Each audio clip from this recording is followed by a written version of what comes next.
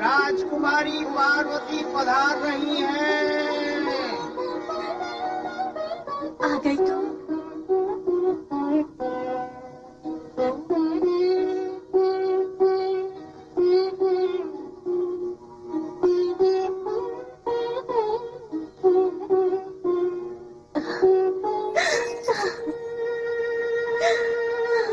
मेरी बेटी माते, मेरी पुत्री।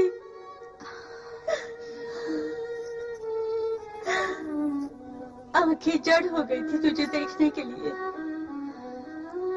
हाँ पुत्री, तुम आई हो तो ऐसा प्रतीत होता है जैसे इस राजभवन में और हमारे जीवन में पुनः प्रकाश लौट आया है। माते, आप प्रसन्न हैं अथवा दुखी हैं? प्रयत्न तो मैं प्रसन्न होने का कर रही हूँ, पर भावावेश में मन भर आया है। बेटी, ये प्रसन्नता के आंसू हैं। बहुत दिनों बाद देख रही हूँ ना तुझे। अब बस करो महारानी, भविष्य में अपनी पुत्री को देने के लिए कुछ तो ममत्व और वात्सल्य शेष रखो। माँ के मन में ममता का महासागर होता है स्वामी, और सागर कभी रिक्त नहीं होता। हाँ महारानी, सत्य कहती हो। पार्वती, तुम और तुम्हारी दोनों सखियां अत्यंत प्रसन्न दिख रही हो। और तुम तीनों को प्रसन्न देखकर हम दोनों प्रसन्न हैं। बात ही प्रसन्नता की है महारानी। पार्वती कितने समय से कितना कठोर तप कर रही थी, आज उसकी तपस्या सफल हो गई। सत्य कह रही हो?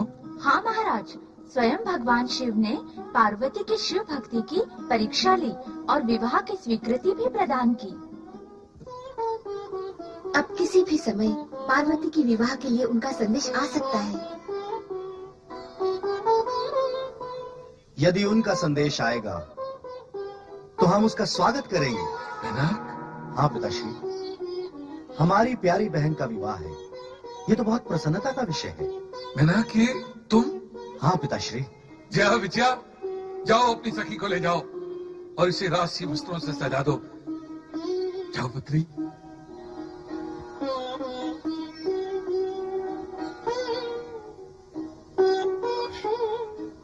प्रतिहारी।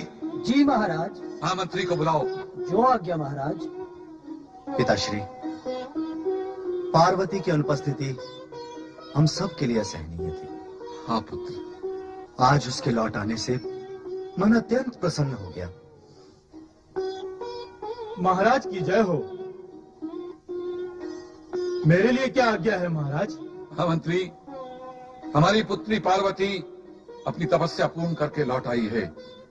हम चाहते हैं इस उपलक्ष्य में हमारे समस्त राज्य में एक उत्सव का आयोजन किया जाए। आपकी आज्ञा का पालन होगा महाराज। माताश्री, इस प्रसन्नता के सुअवसर पर आप इतनी अप्रसन्न और चिंतित क्यों हैं? मुझे चिंता है अपनी पुत्री की। जिस मनोरथ को प्राप्त करने के लिए उसने इतना कठोर तप किया, इतना कठोर तप, क्या उसके पूर्ण हो जाने पर वो उस कैलाशवासी भभूतधारी वैरागी शिव के साथ प्रसन्न रह सकेगी? आपकी चिंता निराधार है माँ। आप इस चिंता को भूल जाइए। हमें तो पार्वती के सुख में ही अपना सुख ढूंढ लेना चाहिए। और आप निश्चिंत रहें, हमें पूरा विश्वास है कि यह निर्णय पार्वती के भले में ही है। हाँ महारानी, अपने पुत्र की बात मानकर अपनी पुत्री के विषय में सोचो। कितने समय पश्चात हमारी पुत्री लौट कर आई है। इन सुखद क्षणों को व्यर्थ नष्ट मत करो महारानी। आओ हम सब मिलकर हर्षोल्लास मनाएं।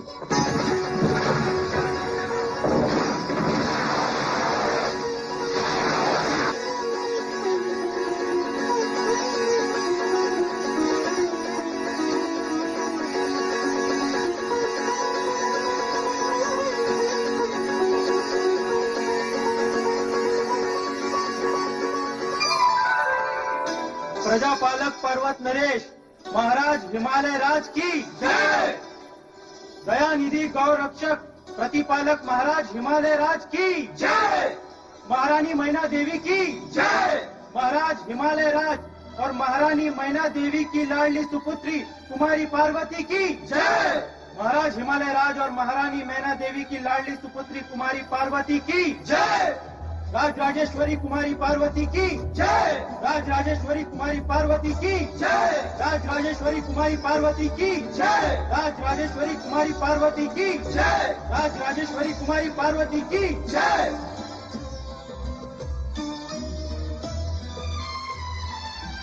प्रिय सभासदों, राज्य के अधिकारियों एवं माननीय अतिथिगण, जैसा कि आप सभी को ज्ञात है कि हमारी पुत्री पार्वती एक अंतराल के पश्चात अपना धार्मिक अनुष्ठान पूर्ण करके लौटी है। इसी उपलक्ष्य में हमने इस हर्षोल्लास के कार्यक्रम का आयोजन किया है।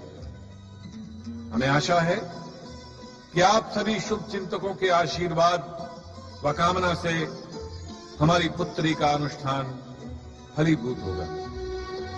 इस हर्षोल्लास की बेला में हमने नृत्य, गान एवं स्वांग का आयोजन किया है। हमें निस्संदेह आशा है कि ये सभी कार्यक्रम आपको मंत्रमुग्ध कर देंगे। ओम तत्सत, ओम तत्सत, ओम तत्सत।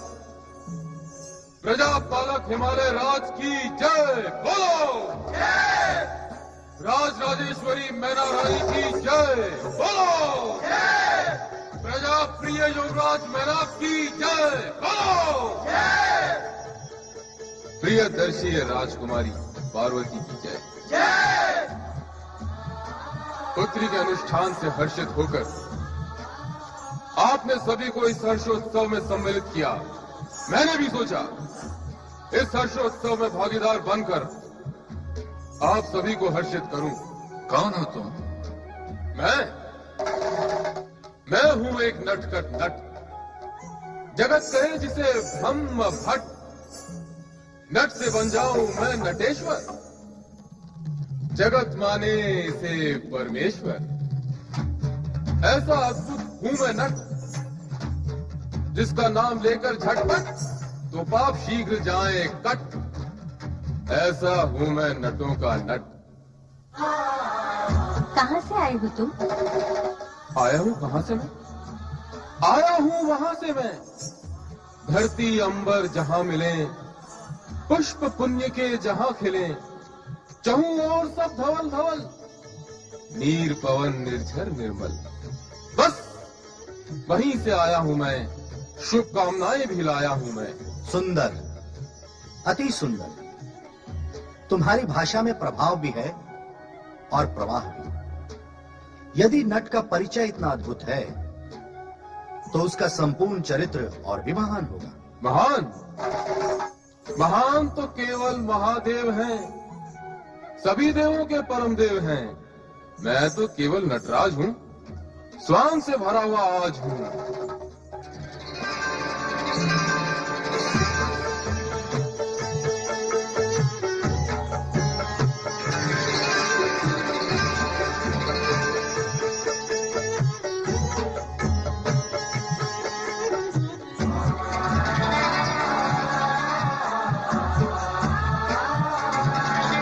नटराज, तुम महादेव के भक्त भी हो। महादेव का भी और महादेवी का भी।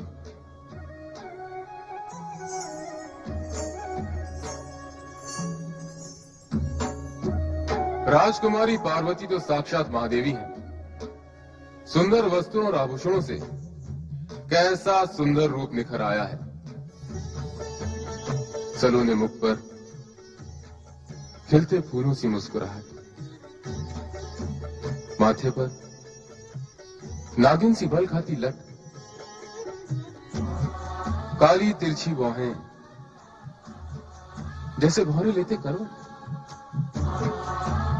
बाकी चितवन जिसे देख खेल उठे मन। मानो उमड़े हो काले घन, कितना भव्य है ये सात सवर, और कितनी सुंदर है ये बंठन। ऐ नट, अपनी सीमा और मर्यादा में रह। शांत राजकुमार मैनाक राज, क्रोध नहीं है भला काज।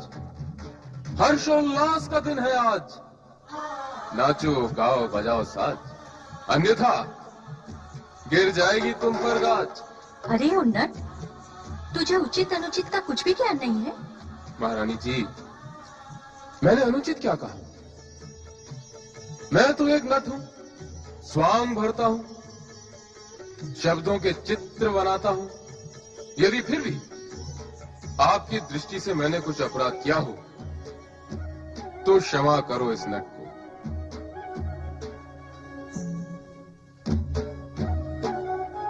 क्यों राजकुमारी पार्वती जी, अब आप ही कहें, मुझसे क्या कोई धृष्टता हुई? आपने मेरा रूप देखा ना, नट का रूप। मैंने भी तो आपका रूप देखा, महादेवी का रूप। जो मैंने देखा वो कहा, अब आप भी वही कहें जो आपने देखा। क्यों, मैंने क्या कुछ अनुचित कहा? अनुचित तो ना मैं करता हूं न देखता हूं, और जो देखते करते हैं उन्हें दंड भी देता हूं। नहीं, दंड दिखाता हूं। क्षमा करें युवराज, मैंने ऐसा वैसा तो कुछ कहा नहीं। मैं तो केवल एक नट हूं, स्वांग भरता हूं। अच्छा, तो नटराज ये तो बताओ कि तुम किस किस का स्वांग भर लेते हो? कभी ब्रह्मा,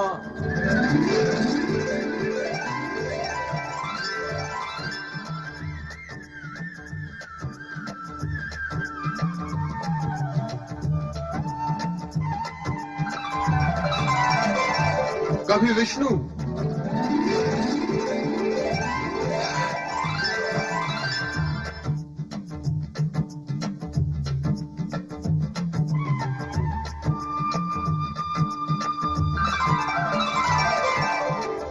कभी कुछ भी बनता हूं, कभी पत्थर, कभी पर्वत, तो कभी भक्तों में रमता हूं। अच्छा, इतने सारे रूप धर लेते हो? यूं तो है मेरे रूप अनेक, फिर भी मैं हूं केवल एक। क्रोध करूं तो हाहाकार हूं, शांत रहूं तो ओमकार हूं। ये सब प्राणी चित्र हैं मेरे, और मैं इनका चित्रकार हूं। नटराज, तुम अद्भुत, उत्तम रूपकार, चित्रकार और कलाकार। तुमने हम सभी को अपनी शब्द चित्रकारी और वाणी कौशल से प्रसन्न किया है। तुमने हम सबका मनोरंजन किया है। तुम पुरस्कार के अधिकारी हो। हम भी तुम्हें प्रसन्न करेंगे। जी महाराज। नहीं,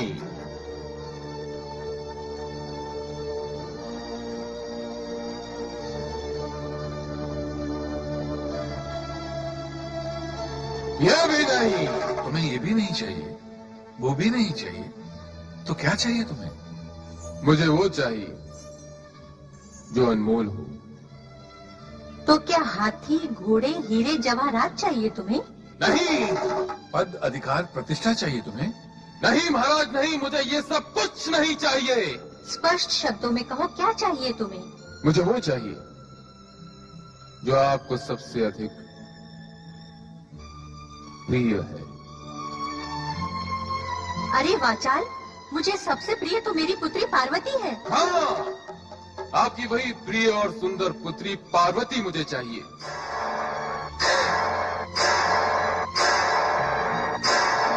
दुष्ट, पापी, अधर्मी, तेरा ये दुस्साहस परिणाम जानता है अपनी धृष्टता का। मैं तुझे जीवित धरती में गड़वा दूंगी। हम तुम्हें भूखे शेरों के सामने डलवा देंगे। ये कहाँ का न्याय और नीति है? अरे अधम, लाज नहीं आती तुझे न्याय और नीति की बातें करते हुए? लाज कैसी? स्वयं महाराज ने अभी भी कहा कि मैंने सबको प्रसन्न किया, वे मुझे प्रसन्न करेंगे। पर कहाँ, यहाँ तो सब मिलकर मेरे प्राण लेना चाहते हैं। जब मैंने आप सबको प्रसन्न किया तो मुझे भी प्रसन्न किया जाना चाहिए। तो क्या एक नट को प्रसन्न करने के लिए हमें अपनी पुत्री देनी होगी? अन्य और कुछ भी मांग लो, हम तो तुम्हें प्रसन्न करना चाहते ही हैं। नहीं, और कुछ नहीं, मुझे तो केवल राजकुमारी पार्वती चाहिए। मैं तो इसे पाकर ही प्रसन्न होऊंगा। निःशब्द हो जा वाचाल। सैनिकों, बंदी बना लो इस धूर्त को।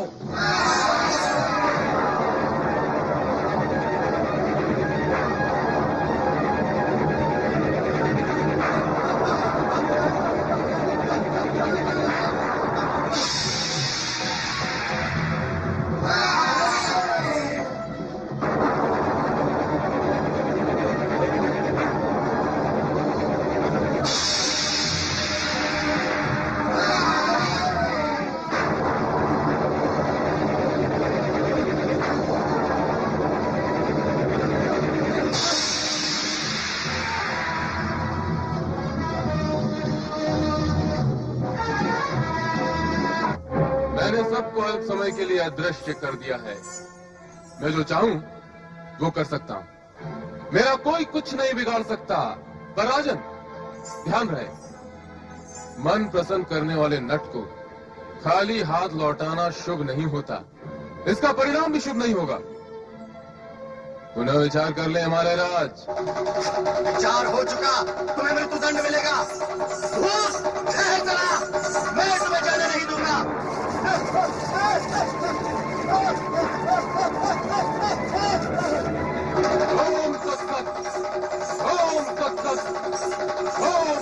पिताश्री, माते, अतिथि का सम्मान करना हमारा कर्तव्य है। ये भली भांति जानते हुए भी आपने नटराज का अपमान किया। ये कोई सामान्य नट नहीं थे, स्वयं त्रिलोकीनाथ नटेश्वर शिव शंकर थे। नहीं, वो नट शिव शंकर स्वयं थे। मैं नहीं मानती, कदापि नहीं मानती। मैंने भोले शंकर को देखा है। ये भूत, पिशाच या कोई मायावी था। ये शिव शंकर हो ही नहीं सकते। मैं तो स्वयं असमंजस में हूं। एक बहरूपिया और कैलाशपति। हमारे भोलेनाथ कैलाशवासी का तो रूप ही निराला है। अरे नारायण नारायण नारायण श्रीमन नारायण नारा। अरे भगवान भोलेनाथ कहाँ है? आसन तो रिक्त है। ओम नमः शिवाय। पधारिए देवराज, पधारे देवगण और पधारे देव ऋषि। और कितना पधारे नंदी महाराज। पधार गए हमें जितना पधारना था। लाभ क्या हुआ? नारायण नारायण। हम सब जिनके लिए यहाँ पधारे हैं वो तो कहीं और पधारे हुए हैं। अब आप ही बताओ, हो सके तो भगवान भोलेनाथ कहाँ पधारे हैं? ये तो केवल भोलेनाथ ही जाने, और कोई नहीं बता सकता। कभी कभी ऐसा भी तो होता होगा नंदी महाराज कि भोलेनाथ को ही पता नहीं कि भोलेनाथ कहाँ है ना? ऐसा तो नहीं होता है देव ऋषि। हाँ, संभवतः हुआ हो। आप कभी पूछना भोलेनाथ से। पूछूंगा। ये प्रश्न मैं पूछूं? आपसे मेरी कोई शत्रुता है देव ऋषि? मैंने तो आपका कोई अहित भी नहीं किया। आनंद से दिन बिता रहा हूँ। आपके मुख से नारायण का जाप सुनता हूँ, अपने मुख से ओम नमः शिवाय का जाप करता हूँ। ये सब आपसे क्या देखा नहीं जाता? अच्छा नंदी, ये तो बताओ कि देवेश्वर गए कब हैं और लौटेंगे कब? क्या बताएं? एकाएक भोलेनाथ अदृश्य हो गए। कहाँ गए हैं, क्यों गए हैं, कब लौटेंगे, इस विषय में मेरा ज्ञान तो शून्य हो गया। नंदी,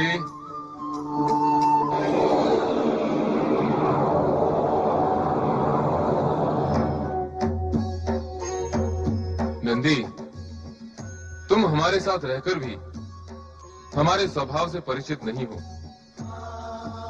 हम तो सदैव यहीं रहते हैं, कभी कहीं नहीं जाते। भगवान भोलेनाथ की जय। गौरी शंकर भगवान की जय। चंद्रमौलेश्वर भगवान की जय। नारद, आज तो दल बल के साथ आए हो। कहो, क्या प्रयोजन लेकर आए हो? भगवान, कैसा दल और कैसा प्रयोजन। नारद, तुम्हारे होठों की फैलती मुस्कुराहट बता रही कि अब तुम्हारी लीलाओं का भी फैलाव अवश्य होगा। प्रभु स्मरण, चित्त प्रसन्नता, लोक कल्याण और होठों पर मुस्कान, यही तो जीवन है प्रभु नारद का। है त्रिकालदर्शी, तो बात रह जाती है प्रयोजन की। तो प्रभु, मूल विषय ये है कि सब उत्कंठित है ये जानने के लिए। हाँ, इन सभी देवगण में मैं भी हूँ। हम सब ये जानने के लिए उत्सुक हैं कि अब आपके विवाह में विलंब क्यों हो रहा है। हाँ देवेश्वर, सारी बाधाएं समाप्त हो चुकी हैं। स्वयं आपने पार्वती की परीक्षा लेकर विवाह की स्वीकृति प्रदान की। तो अब विलंब का क्या कारण है? विलंब का कारण तो पार्वती के माता पिता ही जाने। हम तो पार्वती को दिए वचन अनुसार हिमालय भवन में उनकी पुत्री का हाथ और साथ मांगने गए थे, किंतु महाराज और महारानी ने हमारी मांग को अस्वीकार कर दिया। अस्वीकार कर दिया? ये कैसे संभव है? हिमालय राज परम ज्ञानी है, उन्होंने ऐसा क्यों किया? हमें चलकर उनसे चर्चा करनी होगी। पर हिमालय राज, इस सत्य से भली भांति परिचित हैं कि उनकी पुत्री देवी पार्वती का विवाह आपके अतिरिक्त किसी और के साथ हो ही नहीं सकता। फिर भला उन्होंने ऐसा विरुद्ध आचरण क्यों किया? अब इस विषय में हम क्या कहें, ये तो वही जाने। पर हमने जो कुछ कहा वो अक्षरशः सत्य है। अब आप स्वयं विचार कर लें और जो करना है वो अवश्य करें। मैं तो हिमालय राज का जमाता बनने के लिए तत्पर हूं। देवराज, हमें शीघ्र ही चलकर हिमालय राज को समझाना होगा। हाँ देवर्षि, अब तो यही एकमात्र उपाय और मार्ग है। हे त्रिकालदर्शी, हमें आज्ञा दे। हमारी शुभकामनाएं आपके साथ हैं। नारायण नारायण।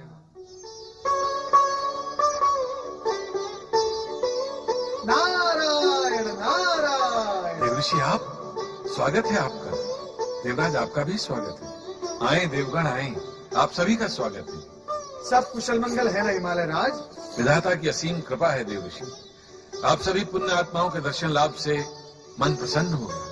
सभी के मन को प्रसन्न करने का कार्य तो हमारा है ही हिमालय राज, किंतु हमारे मन को प्रसन्न करने वाला यहाँ कोई नहीं। इसके विपरीत हमारे मन को अप्रसन्न करने वाले से ही हमारी भेंट हो जाती है। ऐसा ना कहें देवर्षि, आप आज्ञा तो करें। आपको किस प्रकार से प्रसन्न किया जा सकता है? नारायण नारायण। अर्थात आप अप्रसन्न करने के पश्चात प्रसन्न करते हैं। मैंने ऐसा तो कुछ नहीं किया देवर्षि। आपने भगवान शिव को द्वार से लौटा दिया हिमालय राज। भगवान शिव को द्वार से लौटा दिया? हाँ। ये आप क्या कह रहे हैं देवराज? देवराज इंद्र सत्य ही कह रहे हैं हिमालय राज। मैंने पहले ही भविष्यवाणी की थी, शिव पार्वती विवाह समीप आ रहा है। इसीलिए भगवान शिव जब आपके द्वार पर आपकी पुत्री का हाथ मांगने हेतु आए थे तो आपने उन्हें खाली हाथ लौटा दिया। ये आपने उचित नहीं किया हिमालय राज।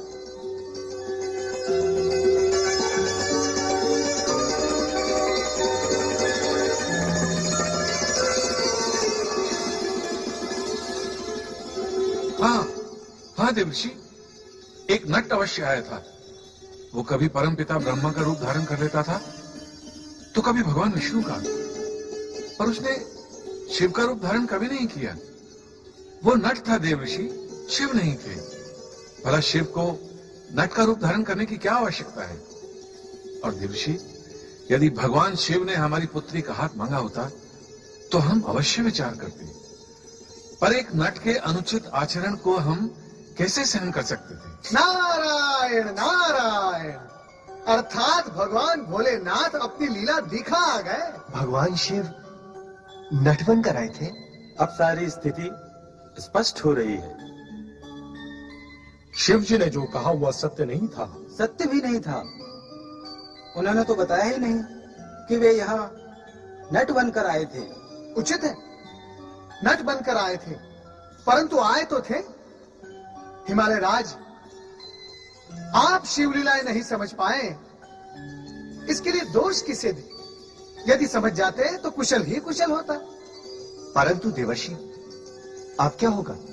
अब नारायण नारायण। हिमालय राज को स्वयं भगवान भोलेनाथ के पास जाकर उन्हें मनाना होगा। यदि समय रहते ऐसा नहीं हुआ तो अनर्थ ही अनर्थ हो जाएगा। हाँ हिमालय राज, आप सावधान रहें और स्थिति को अपने नियंत्रण में रखें। और ये तभी होगा जब आप शिव जी को मना लेंगे। हिमालय राज, अब हमें आज्ञा दें। नारायण नारायण। देवर्षि नारद और देवराज इंद्र के कथनानुसार भगवान शिव ही नट के रूप में आए थे। यदि शीघ्र इस समस्या का हल न किया गया तो अनर्थ हो जाएगा। किंतु प्रश्न यह है कि भोलेनाथ का अपमान करने के पश्चात मैं किस प्रकार से उन्हें समझा पाऊंगा कि वे पार्वती को पत्नी के रूप में स्वीकार कर लें। इस दुविधा का क्या हल हो सकता है? क्या हल हो सकता है? स्वामी, किस दुविधा में है? दुविधा यह है महारानी कि भगवान शिव हमारे यहाँ आए थे, नट के रूप में। हमने उन्हें पहचाना भी नहीं और अपशब्द भी कहे। तो इसमें दुविधा कैसी? यदि हम उन्हें पहचान नहीं सके तो इसमें हमारा क्या दोष है? है महारानी, है। भगवान शिव ने बार बार संकेत किया कि मैं शिव हूं, ब्रह्म भट्ट हूं, नटेश्वर हूं। जगत मुझे परमात्मा के रूप में जानता है। मेरे नाम लेने से पाप नष्ट हो जाते हैं।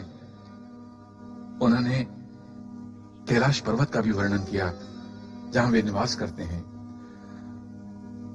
भक्तों में रम जाने वाला भी कहा अपने आप को, एक रूप वाला ओंकार भी कहा, पर हम फिर भी नहीं उन्हें पहचाने। सारा दोष हमारा ही है रानी। अब इस दोष का निवारण कैसे होगा? हमें शीघ्र ही पार्वती का विवाह भगवान शिव से करना होगा। पार्वती का विवाह शिव से?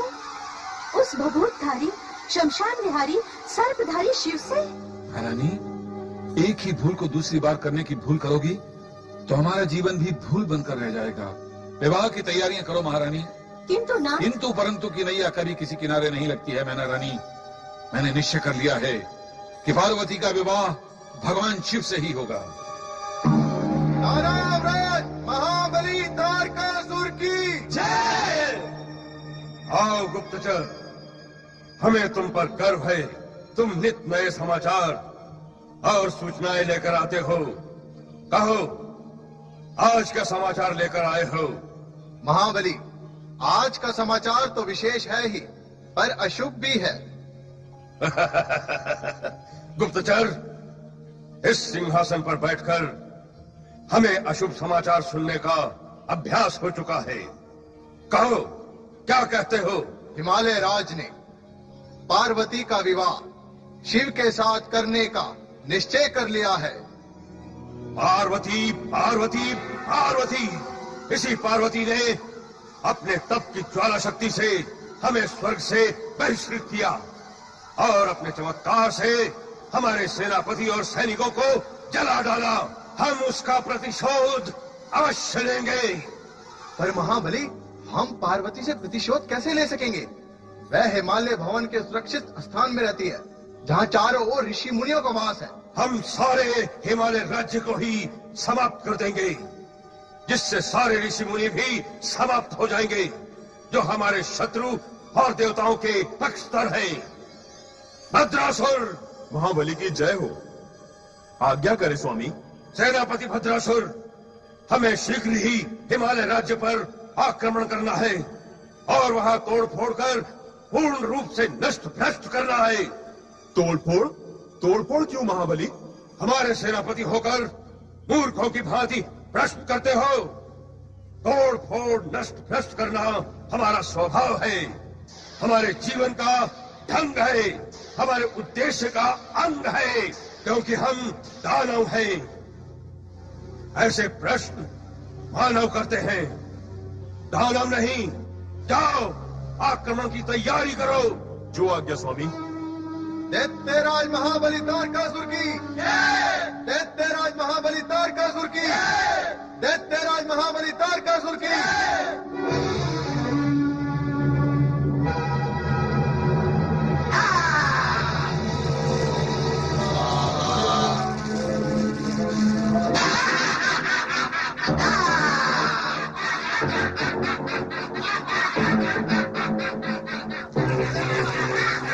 समाप्त कर दो इन सबको, कोई भी हो, ऋषि या मुनि, अंत कर दो इन सबका।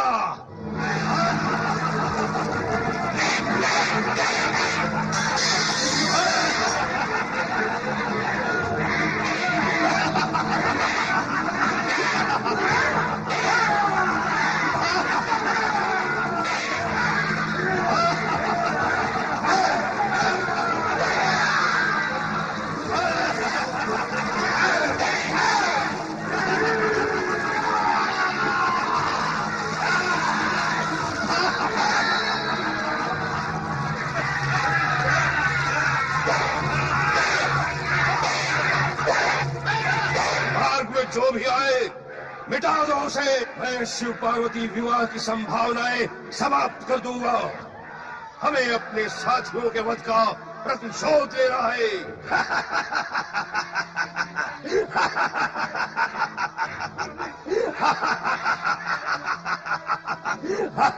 हे भोलेनाथ, तारकासुर और उसके राक्षसों ने सब कुछ नष्ट कर दिया है। हमारी रक्षा करें भोलेश्वर। हमारे यज्ञ, तप और आश्रमों को नष्ट करने के पश्चात अब वो हिमालय राज्य पर भी आक्रमण करने के लिए आगे बढ़ रहा है। वो दुष्ट अपनी मृत्यु से पहले ही क्यों मरना चाहता है? दुष्कर्म करने वाला कभी दंड से बचता नहीं। इतना सरल सत्य भी नहीं समझता वो असुर। ना समझे। यदि वो ऋषि मुनियों के स्थान हिमालय राज्य को नष्ट कर देना चाहता है, तो हम उसके समझ ना समझ की स्थली, उसके तन को नष्ट कर डालेंगे। हर हर महादेव, हर हर महादेव। भगवान भोलेनाथ की जय हो। नारद, हम तुमसे चर्चा लौट कर करेंगे। इस समय हम तारकासुर का वध करने जा रहे हैं। महादेव, ये कार्य आपका नहीं है। तो फिर क्या ये कार्य तुम्हारा है? शिव शिव शिव शिव शिव शिव शिव शिव। भोलेनाथ, नारद और वध दोनों विपरीत दिशाएं हैं। यदि नारद किसी का वध कर सकता था तो ये ऋषिगण पीड़ित हो सकते थे। यदि नारद किसी का वध कर सकता था भोलेनाथ, तो क्या तारकासुर का अत्याचार इस जगत पर हो पाता? भोलेनाथ, नारद मात्र किसी को वध करने के लिए प्रोत्साहित कर सकता है, प्रेरित कर सकता है, वो भी लोक कल्याण के निमित्त। नारद तो स्वयं चींटी भी नहीं मार सकता। नारद, हमने कहा ना, ये अनावश्यक चर्चा का समय नहीं है। परंतु भोलेनाथ, ये समय आपके लिए अनावश्यक कार्य का भी तो नहीं है। यदि आप तारकासुर का वध करेंगे तो परमपिता ब्रह्मा जी के उस वरदान का क्या होगा जो उन्होंने तारकासुर को दिया था? तारकासुर का वध केवल आपके पुत्र के हाथों ही हो सकता है भगवान। पर नारद, हम इन ऋषियों की रक्षा करने तथा तारकासुर को हिमालय क्षेत्र से दूर रखने के लिए व्यवस्था तो करनी ही होगी। अवश्य अवश्य व्यवस्था तो करनी ही होगी।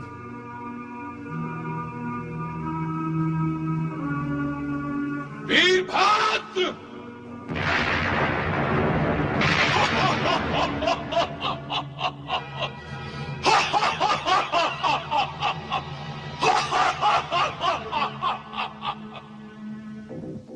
क्या आज्ञा है महारुद्र? वीरभद्र, तुम शिवगण को लेकर जाओ और तारकासुर को ऐसी शिक्षा देना कि वो ऋषि मुनियों और निर्दोष प्राणियों पर अपने अत्याचार बंद कर दे। पर सावधान, उसका वध नहीं करना, केवल उसको शिक्षा देना। जाओ, ऐसा ही होगा भूत भवन। हर हर महादेव, हर हर महादेव, हर हर महादेव।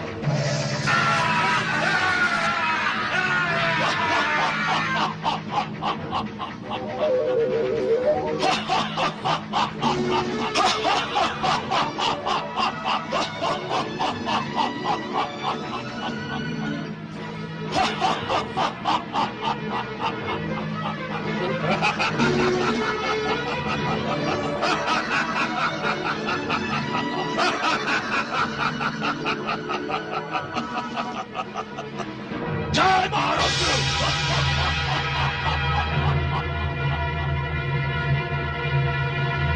जय महारुद्र!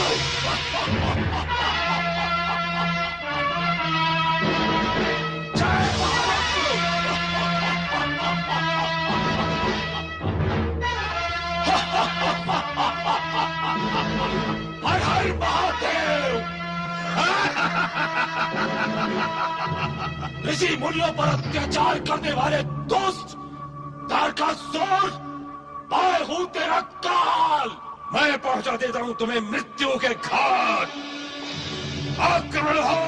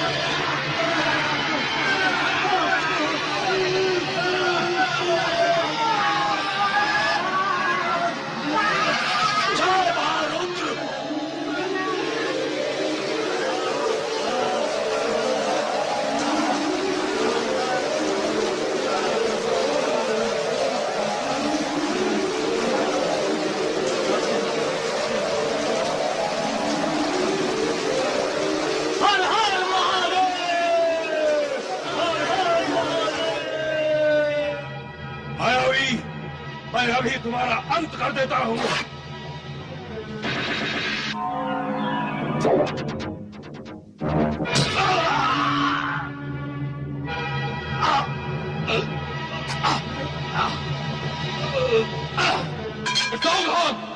उसका वध नहीं करना, केवल उसको शिक्षा देना।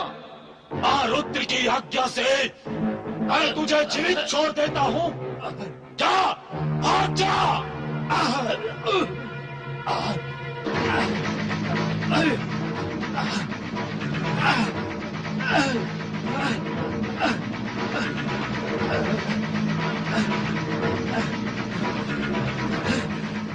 तारकासुर के अहंकार को खंडित कर वीरभद्र ने उसे हिमालय राज की सीमा त्याग कर पलायन के लिए बाध्य कर दिया। जनमानस इस सुखद समाचार से प्रसन्न और संतुष्ट हुआ। जया विजया तो ये शुभ समाचार सुनकर आनंद विभोर हो उठे। अरे क्या हुआ तुम दोनों को? हमें क्या होगा? जो होगा उससे होगा। किसे? उसे ही। और होगा क्या? हुआ। क्या होगा और हुआ का जाल फैला रखा है तुम दोनों ने। स्पष्ट बताती क्यों नहीं कि क्या बात है? बात ये है कि तारकासुर और उसके सैनिक राक्षस हिमालय राज्य में प्रवेश कर उपद्रव कर रहे थे और तब वीरभद्र और शिव गणों ने मिलकर तारकासुर की पिटाई कर डाली। और वो क्षमा याचना करते हुए लंगड़ाता भाग रहा था। तो इसमें हंसने की क्या बात है? वो महाबली, दैत्यराज, शक्तिमान, बलवान लंगड़ाता भाग गया।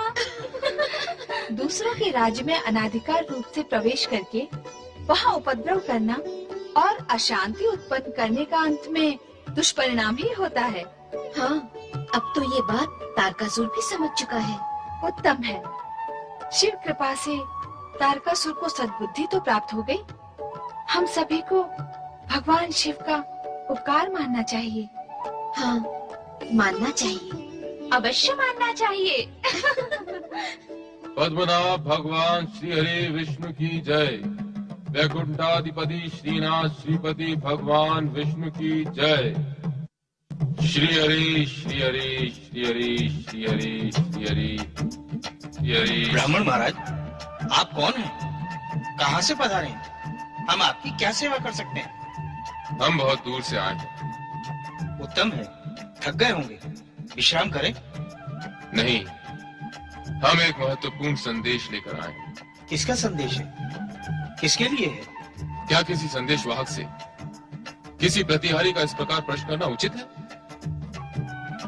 संदेश विशेष है और केवल हिमालय राज और रानी मैना के लिए। जाओ, उन्हें तुरंत जाकर सूचित करो कि एक विशेष संदेश लेकर विशेष संदेश वाहक आया। जी ब्राह्मण,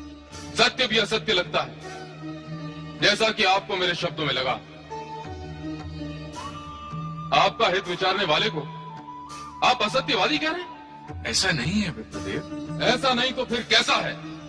क्या यह सत्य नहीं कि शिव शमशानवासी हैं, भभूतधारी हैं, सर्प और जटाधारी हैं, धतूरा जैसे मादक पदार्थों का सेवन करते हैं, सदा इधर उधर भटकते रहते हैं? क्या यह सत्य कहना अनुचित है? क्या यह सत्य कह के आपको सावधान करना अनुचित है?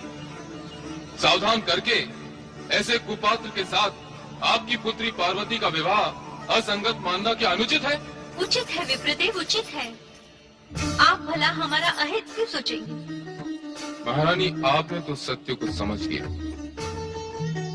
अब महाराज भी समझ जाएं तो सभी का कल्याण हो। ब्राह्मणदेव, किंतु ये किंतु परंतु इस जगत में सबसे भयंकर, पीड़ाकारक और विनाशक शब्द है। जो प्राणी एक बार इन किंतु परंतु शब्दों के सरोवर में डूब जाता है, वो कभी उबरता नहीं। सत्य है ब्राह्मणदेव, किंतु फिर वही किंतु। इस किंतु से आपका कल्याण होने वाला नहीं है महाराज। सत्य की शरण में आए, सत्य की। ऐसे कुरूप, भयावह, घृणित वर के साथ अपनी पुत्री का विवाह जाएंगे? कैसे बिताएं आप? ना उसके कुल का पता, न माता पिता का, न ही आयु का। रीति नीति निभाना चाहते हैं या शत्रुता निभा रहे हैं अपनी पुत्री के साथ? सुना आपने? ब्राह्मण देवता हमारे हित की बात कर रहे हैं। महारानी, आपका अहित सोचूं, ऐसा तो कोई कारण ही नहीं महारानी। एक परोपकारी जीव के नाते मेरा आप दोनों से यही अनुरोध है कि अपनी सुकोमल कन्या को ऐसे कठोर वर के हाथों सौंपकर उसका जीवन नष्ट न करें। ब्राह्मण देवता, मुझे जो आपसे कहना था मैंने कह दिया। अब तो केवल भगवान विष्णु से प्रार्थना करूंगा कि हे त्रिलोकीनाथ, पार्वती की रक्षा करना।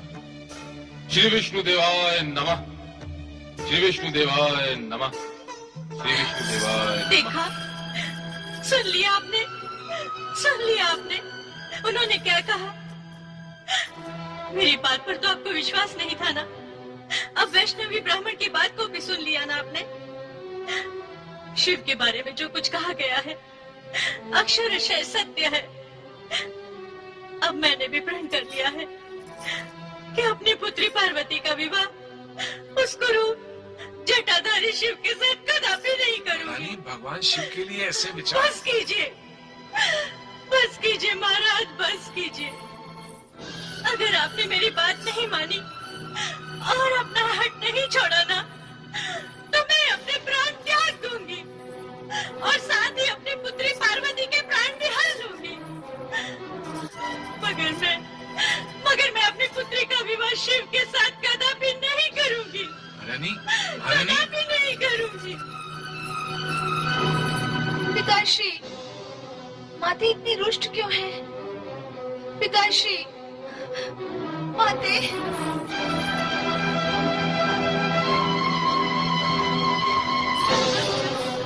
माते, माते,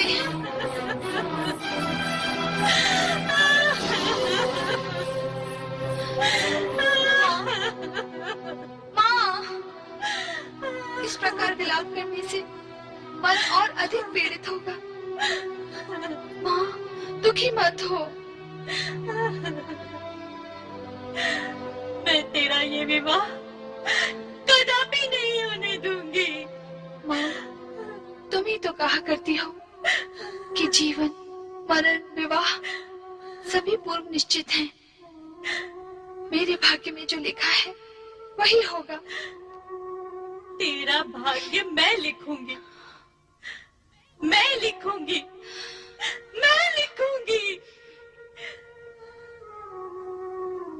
भाग्य का लिखना प्राणी के वश में कहाँ है माँ? ये अधिकार तो विधाता ने अपने लिए सुरक्षित रखा है। मेरे भाग्य का लेख भी लिखा जा चुका है माँ। नहीं माँ, ना तो वो छल था, न कपट, वो तो मात्र शिव लीला थी। शिव लीला? हाँ माँ, वैष्णव ब्राह्मण बनकर शिव निंदा करने वाले स्वयं शिव जी ही थे।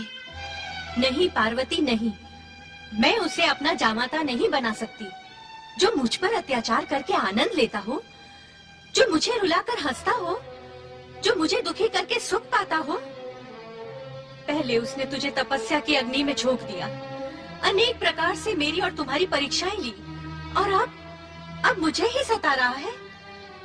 उसने सत्य ही कहा था कि शिव जैसा विचित्र वेशधारी संपूर्ण जगत में हो ही नहीं सकता। माँ, पुत्री, माँ की मंत्रणा सुन और विचार कर। अरे जो विवाह के पूर्व ऐसा व्यवहार कर रहा है, वो विवाह के पश्चात अवश्य दुर्व्यवहार करेगा। फिर क्या कर सकेंगे हम? मैं देखती आंखों से तुझे उस वैरागी के गले से नहीं बांधूंगी। ये मेरा निर्णय अटल है। हाँ,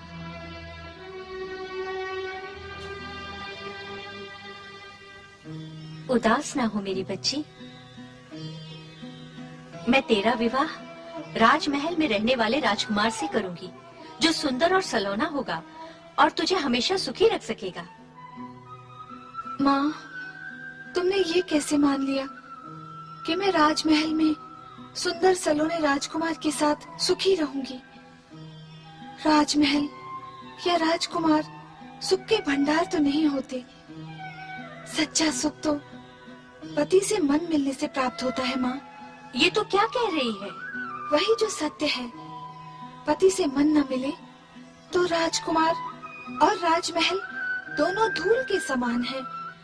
पर जहाँ मन का मिलाप हो, वहाँ न सुख वैभव की आवश्यकता है न सुविधाओं की। वहाँ तो टूटी फूटी कुटिया में भी स्वर्ग का सुख प्राप्त हो जाता है। सुख संपदा हो और पति से मन एकाकार न हो तो स्त्री कभी सुखी नहीं रह सकती। पुत्री पार्वती? हाँ माँ, मेरा ज्ञान तुमसे कम है, किंतु सत्य यही है। मुझे सुख नहीं, संतोष चाहिए। भोलेनाथ शिव का नाम भी आशुतोष है, जो कम प्राप्ति से शीघ्र संतुष्ट हो जाते हैं। हम दोनों के गुण और प्रकृति में समानता है माँ। मैं वहाँ। पार्वती पुत्री, तेरी बात मन को तो भाती है, पर बुद्धि को नहीं भाती। आदर्श की बड़ी बातें और व्यवहार में कभी मेल नहीं हो सकता। कभी मेल नहीं हो सकता पुत्री, कभी मेल नहीं हो सकता। मैना रानी आदर्श और व्यवहार की द्विविधा के कारण सत्य को स्वीकार नहीं कर पाई, किंतु विधाता के लिखे हुए विधान में एक लेख ऐसा भी था जो शिव पार्वती विवाह की पुष्टि करता था। एक अंतराल के पश्चात भगवान शिव हिमालय राज्य का क्षेत्र त्याग कर कैलाश पर प्रकट हुए, किंतु अब तक उनके व्यवहार में एक परिवर्तन आ चुका था। वे यदा कदा अदृश्य होकर अन्यत्र चले जाते थे।